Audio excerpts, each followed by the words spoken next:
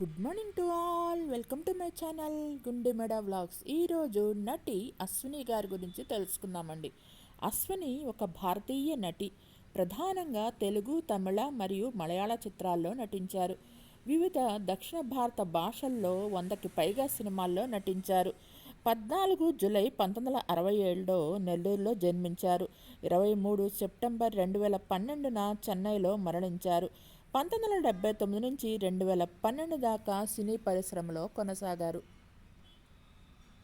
భక్త ధ్రువ మార్కండేయ చిత్రంలో బాలనటిగా రంగప్రవేశం చేసిన అశ్వని ఆ తర్వాత భలే తమ్ముళ్ళలో బాలకృష్ణతో, కలియుగ పాండవుల్లో వెంకటేష్తో, స్టేషన్ మాస్టర్లో రాజేంద్ర ప్రసాద్తో, అరణ్యకాండలో నాగార్జునతో కలిసి స్క్రీన్ షేర్ చేసుకున్నారు.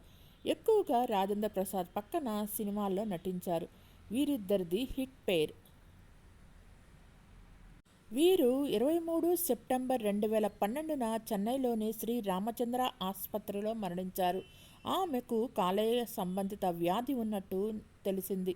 అశ్వని కుటుంబం ఆమె మృతదేహాన్ని అంబులెన్స్లో ఆంధ్రకి తీసుకువెళ్ళడానికి ఆర్ పార్థిపన్, తమిళ నటుడు మరియు దర్శక నిర్మాత అయిన ఆర్ పార్థిపన్ సహాయం చేశారు. పార్థిపన్తో కలిసి అశ్వని ఒక సినిమాలో నటించారు. పార్థిపన్ కొడుకు స్కూల్లోనే అశ్వని కొడుకు కూడా చదువుతుండటంతో పార్థిపన్కి అశ్వని హెల్త్ గురించి అప్పటికి తెలిసింది. ఆయనే ఆమెకు చివరిలో సహాయం చేశారు. అశ్వని కుమారుడు కార్తిక్ చదువు ఖర్చును కూడా ఆయనే భరించారు. సినిమాల్లో స్టార్డమ్ వస్తే ఆకాశమే హద్దుగా సాగిపోవచ్చనుకుంటారు.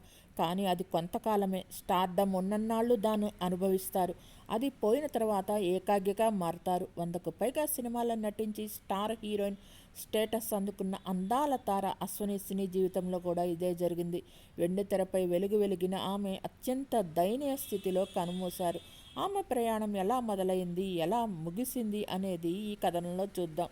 నెల్లూరుకు చెందిన అశ్వని 1967 జూలై 14న జన్మించారు. భక్త ధ్రువ మార్కండేయ సినిమాలో బాలనటిగా కనిపించారు. తొలి సినిమాకే అందరి దృష్టిని ఆకర్షించిన ఆమె కొంతకాలానికే హీరోయిన్గా మారారు. వెంకటేష్తో కలియుగ పాండవులు, రాజేంద్ర ప్రసాద్తో స్టేషన్ మాస్టర్, నాగార్జునతో అరణ్యకాండ చిత్రాలు చేశారు. తెలుగు, తమిళ, కన్నడ, మలయాళ భాషలో కలుపుకొని 110కి పైగా సినిమాల్లో నటించారు. పెళ్లి చేసి చూడు, ఇంటి దొంగ, చూపులు కలిసిన శుభవేళ, వివాహ భోజనం ఇలా ఒక్క తెలుగులోనే 40కి పైగా సినిమాలు చేశారు. కెరీర్ పీక్స్లో ఉండగానే ఈమె సీక్రెట్గా పెళ్లి చేసుకున్నట్టు అప్పట్లో కథనాలు వెల్లడయ్యాయి. అయితే కొంతకాలానికే ఆమె భర్త తనను మోసం చేసి విడిచిపెట్టి వెళ్ళిపోయాడన్న రూమర్స్ కూడా వచ్చాయి. ఒంటరిగా ఉన్న అశ్వని కార్తీక్ అనే పిల్లవాడిని దత్తత తీసుకుని పెంచుకున్నారు. అయితే భర్త చేసిన మోసాన్ని తలుచుకుని అశ్వని ఎంతగానో కుంగిపోయారు. ఆమె అది ఆరోగ్యాన్ని దెబ్బతీసింది. గుండె నిండా శోకం నింపుకున్న పైకి మాత్రం నవ్వుతూ కనిపిస్తూ సినిమాలు చేసుకుంటూ వెళ్ళిపోయారు. కానీ అటు కెరీర్ గ్రాఫ్ కూడా పడిపోసాగింది. మొదట్లో సీరియల్స్లో నటించడానికి ఇష్టపడని ఆమె తర్వాత వెండితెరపై అవకాశాలు తగ్గిపోవడంతో బుల్లితెరపైన మెరిశారు. ఒకానొక సమయంలో ఆమె ఆరోగ్యం మరింత క్షీణించడంతో సినిమాలోనే కాదు ఏ సినీ ఫంక్షన్లోనూ కనిపించలేదు.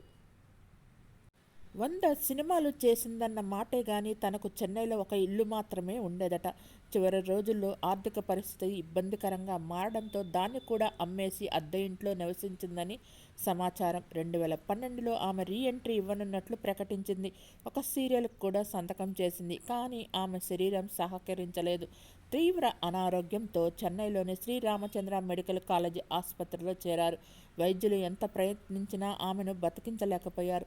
అశ్వని తుది శ్వాస విడిచింది. ఆమె కోరిక మేరకు తన సొంతూరైన నెల్లూరులో ఆమె అంత్యక్రియలు నిర్వహించారు. అయితే ఆమెను చెన్నై నుంచి నెల్లూరుకు తీసుకువెళ్ళటానికి కూడా ఆమె కుటుంబం దగ్గర డబ్బులు లేకపోవడంతో దర్శకుడు పార్థిపన్ ఆర్థిక సహాయం చేశారు. తన నటనతో అందరికీ వినోదాన్ని పంచిన ఆమె జీవితం మాత్రం విషాదంగా ముగిసింది.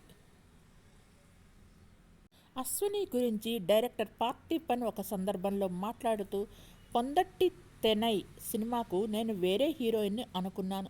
కానీ ఆమె డేట్స్ ఇవ్వకపోవడంతో అశ్వనిని తీసుకున్నాం. తను బాగా సెట్ అయింది. ఆ సినిమా రిలీజ్ అయిన కొంతకాలం తర్వాత నేను మళ్ళీ ఆమెను కలవలేదు. అయితే మధ్యలో తన పెళ్లి పత్రిక పంపించింది. కవి మరియు రచయిత అయిన పువి ఎరసు మనవణ్ణి పెళ్లాడుతున్నట్టు తెలిసింది. నేను అవుట్డోర్ షూటింగ్లో ఉండటంతో పెళ్లికి వెళ్ళలేకపోయాను. ఆ తర్వాత ఒకసారి నా కుమారుడు రాధాకృష్ణన్ తన స్నేహితుడు కార్తీక్ తల్లి ఆసుపత్రిలో ఉందని, ఆమె చికిత్స కోసం డబ్బులు సేకరిస్తున్నామని తెలిపాడు. ఆమె మరెవరో కాదు, అశ్విని అని ఆలస్యంగా తెలిసింది. కానీ అప్పటికే పరిస్థితి చేయి దాటిపోయింది.